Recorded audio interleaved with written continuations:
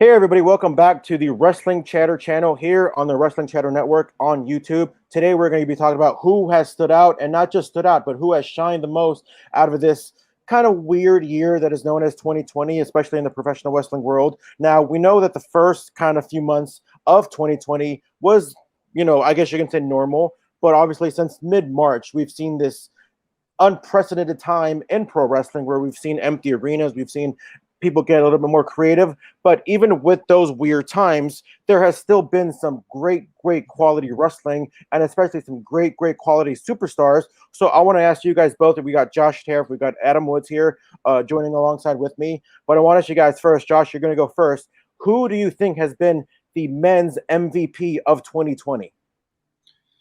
Well, George, there have been a lot of guys that have really, especially in these times with the pandemic, with the empty arenas or the limited seating in the arenas, have really started to show what their potential is as a performer and standing out. And my pick is someone who really, I don't think we've even reached his full potential as of yet.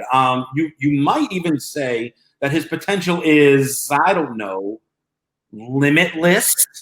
See what I did there? It's clearly Keith Lee as the MVP when he started the year making the biggest splash at the Royal Rumble, appearing face-to-face with Brock Lesnar, scaring the hell out of him, then moving on, winning the North American Championship over Roderick, continuing to project higher and higher in the card, have a great feud with Johnny Gargano, then end the longest men's title reign in the last decade in the WWE, become the first double champion in NXT.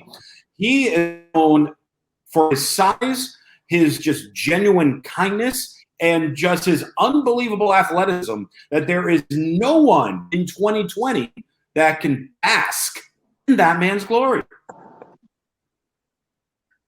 Adam, what do you got for MVP? You know what?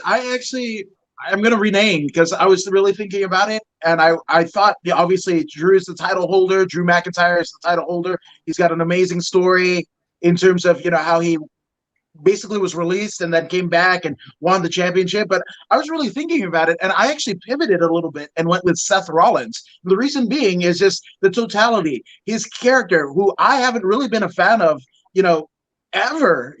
I didn't like Tyler Black in Ring of Honor. I wasn't into him at all. I think he has a horrid theme song. It's a cataclysmic garbage juice bundle in my mind, into my ears. But this whole Monday Night Messiah character, basically putting him with two heaters in terms of the authors of pain and Buddy Murphy, respectively. I like the totality of that package. I think, pairing him with Buddy Murphy, I often wonder, if to use a football analogy, right? If let's say Kaepernick had, learned under a veteran quarterback, like an Alex Smith, or if they brought in Michael Vick or anything like that, wouldn't he have matured a little bit more than what we ended up seeing? And in that instance, I think with Buddy Murphy paired with Seth Rollins, it's going to make we're going to be talking about Buddy Murphy probably next year in the same category. So Seth Rollins was the betterment in all of it. It's just his year to date, January to where we are now in July, he's got to be the MVP. I mean, actually, he's causing destruction in the women's division too, because he took out the man, Becky Lynch. So again, and took out Rey Mysterio's eye, all of that jazz. Oh my gosh, the kayfabe, medical physicians were all over that at Extreme Rules. So I have to say, it's got to be Seth Rollins, the Monday Night Messiah. I love it. Now, let me ask you this, Adam, because you mentioned Seth Rollins. What is it about Seth Rollins that maybe Drew McIntyre didn't do? Because we had Drew McIntyre win the Royal Rumble, win, WrestleMania against Brock Lesnar in like a 4-minute match. Like, what is that? Like, what more did somebody like a Drew McIntyre have to do for him to surpass somebody like a Seth Rollins in your eyes? I don't think Drew. Okay, first off, yeah. So it's a. For one, it's a vanity thing for me. Unfortunately, with Drew, like, he should be like 40 pounds heavier.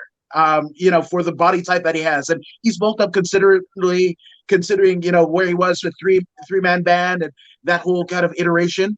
But I got to say, I mean, there's something about his body type that's just like a miss.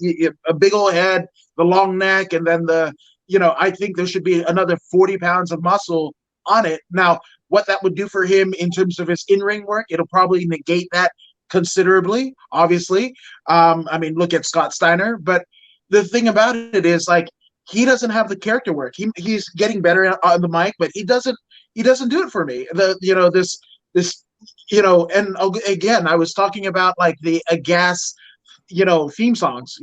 One of the most iconic. When you talk about HBK and the Sexy Boy or Bret Hart's theme and what have you, those are ones that's going to pop the crowd regardless of where they are, who they're facing, or what have you. McIntyre's are basically packaged, the bagpipes, and it's weird. The chains, they don't mean anything. Like, to me, they don't mean anything. They're just kind of window dressing for what would normally be a bland kind of create a wrestler type.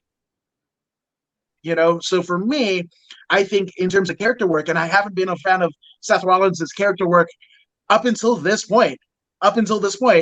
I say character work, in-ring work, all of that jazz. And I don't even like the guy particularly, but in or out of the ring. But I think he's done enough in terms of his character work and do those little kind of subtle things that kind of hit whatever angle that he's doing home a little bit better than anybody else in the WWE. That's not NXT withstanding. And with that, I mean, I agree with you in terms of I enjoyed the Monday Night Messiah. I like Seth Rollins. I like this. It was definitely a gamble in this character on where we were turning it, and I enjoyed it. Now, you were talking about kind of being a leader, like how Evolution or things like that. Well, once upon a time, we had Legacy, where Randy Orton was overseeing Cody Rhodes and Ted DiBiase, and in that time frame, Randy Orton won himself the World Heavyweight Championship while being part of that stable and leading that group. Monday Night Messiah hasn't won anything. He hasn't done anything yet with that. All he's done is taken out somebody's eye and has been scaring his cohorts into wanting to try to jump into something else with that. Because of that, I feel like if Seth Rollins, because he had a shot against Drew McIntyre, if he were to somehow win that title, I could understand this argument for Seth Rollins as MVP at this point much more. But right now, to me, no one has stepped up to the plate when needed more often than Keith Lee. And if I was to pick someone in second place, it would be the guy I was just talking about in Randy Orton. Somehow in 2020, he's doing it again. But that's another conversation for another day. Now, you mentioned Keith Lee, Josh. Mm-hmm. Do you kind of look at maybe like an NXT as the same level as a Raw and SmackDown? Because I know a lot of people are still looking at NXT as a little bit step behind or one step behind of Raw and SmackDown, that it's still a little bit of a developmental yet. Do you think NXT is still is at the level of a Raw and SmackDown?